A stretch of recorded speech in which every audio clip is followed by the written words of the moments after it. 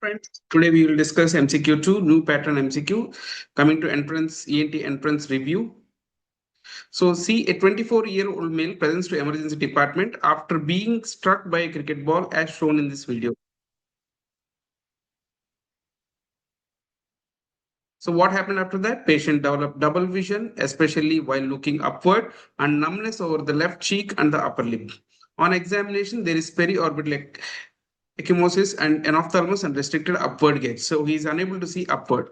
CT scan of the orbit is shown below. Most likely diagnosis. Here you can see the CT scan which is showing dehiscence over the floor. Dehiscence over the floor. So therefore the answer is blowout fracture of the orbit. It is not zygomatic fracture. Zygomatic fracture will be somewhere here, not in the orbital floor. It is not nasal bone. Nasal bone fracture will be somewhere here. If it is medial canthal tendon, it will be somewhere here. Medial canthal tendon or the medial border of the eye. So therefore, the answer is B, that is blowout fracture of the orbital floor. So if you see blowout fracture of the orbit, blowout fracture of orbit happens because of or orbit struck by a cricket ball. So what happens because of this? The inferior floor, the floor of the orbit becomes dehiscent and the orbital contents pop up down into the maxillary sinus.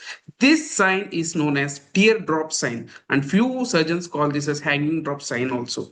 So what happens because of this? There is inferior rectus muscle which is entrapped. Because of this patient develops diplopia. Along with that, the globe will be shifted down, which is nothing but anophthalmos. There is hypoesthesia of the cheek because there is a foramen known as infraorbital foramen through which your infraorbital nerve transfers. So that gives anesthesia of the cheek. Damage to the nerve gives anesthesia or hypoesthesia of the cheek and upper lip. So diagnosis by CT scan. CT scan, a typical picture known as teardrop sign. Very important question. Teardrop sign is seen with blowout fracture of orbit. Sir, can it happen only in the floor? It can also happen in the medial wall of the orbit. But floor is more common to get dehiscent because it is easily fracturable or it can be easily damaged. So the ball hit, the pressure will be transferred on the floor. That's a common phenomenon. Diagnostic imaging of choice is CT scan. So there is an important test which often people do, that is known as force reduction test. What is this force reduction test? You take a forceps, with that grasp the conjunctiva and move it medially, move it laterally, move it medially, move it laterally. It will move. But when you move it downward like this, there is a resistance to that. So there is a restricted globe movement, particularly inferior because inferior rectus is trapped. This is known as force reduction test.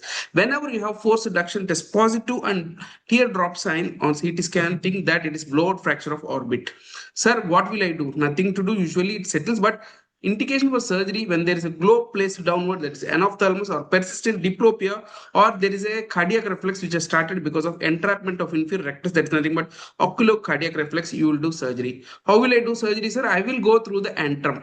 This is known as transantral approach and repair the dehiscence with a silicone Teflon sheet or a iliac crest bone graft. So I should support the floor. I'll take some silicone sheet, Teflon sheet, reduce the contents into the orbit, push the contents into the orbit and place the sheet, or I'll take iliac crest bone.